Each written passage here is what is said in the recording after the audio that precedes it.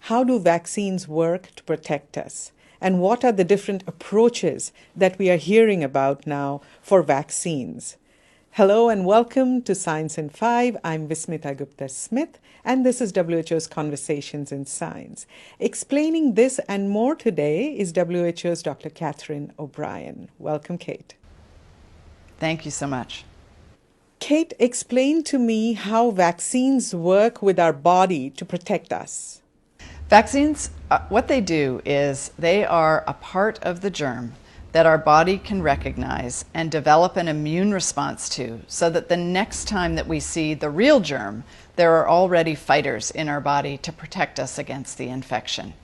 For coronavirus, we know that it's a part of the outside of the coronavirus. The spike protein is the part that if we have fighters against the spike protein, we will have a much lower chance of getting disease or getting serious disease from coronavirus.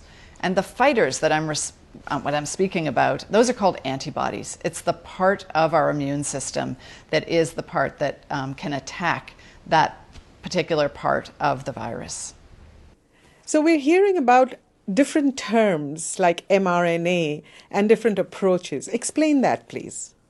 So all of the vaccines are ultimately trying to do one thing. They're trying to get that part of the virus, the spike protein that I just spoke about, into the body so that our immune system can develop antibodies against the spike protein. And there are two big categories of approaches to do that.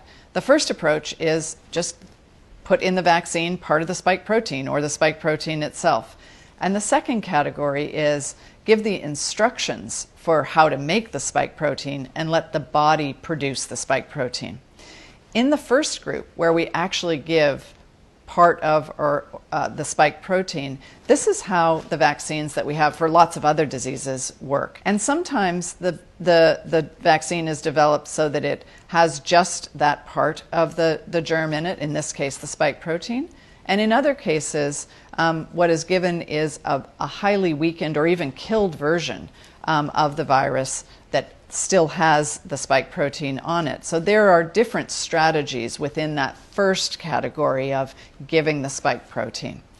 In all cases, it is so weakened, the particles that are given, that they don't cause disease in us. So you're not going to get disease from the vaccines that are given, even if it's a weakened part of the germ. This second category, where we're giving the instructions to the body on how to make the spike protein, this is a new strategy that's being used. And it's a really important new strategy because we can develop vaccines very quickly, a much more efficient way of developing vaccines and using the body's own ability to produce proteins is a really powerful tool. Kate, when we hear about vaccines developed from parts of viruses, people may have questions about safety. Speak to us about safety of these vaccines. Our immune systems are incredibly powerful. On a daily basis, a weekly basis, a monthly basis, our immune systems are seeing all kinds of viruses that come at us in our noses, in our mouths, in our intestinal tract, on our hands.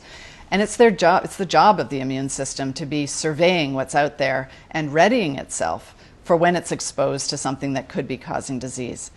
What the vaccines do is they provide to the immune system a small part of a germ that we know can cause disease. And it's training the immune system so that it is completely ready when it actually sees that particular germ.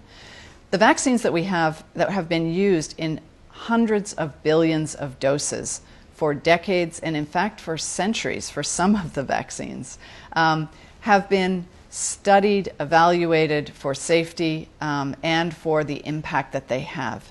And we have a safety system for all vaccines that is constantly looking at the information about the performance of the vaccines and picking up any issue around safety that might arise in the future. So I think we can be really well assured that we have a very strong system in place to both look at safety, assure safety before a vaccine is authorized for use, and will continue to monitor safety even after it is deployed for widespread use.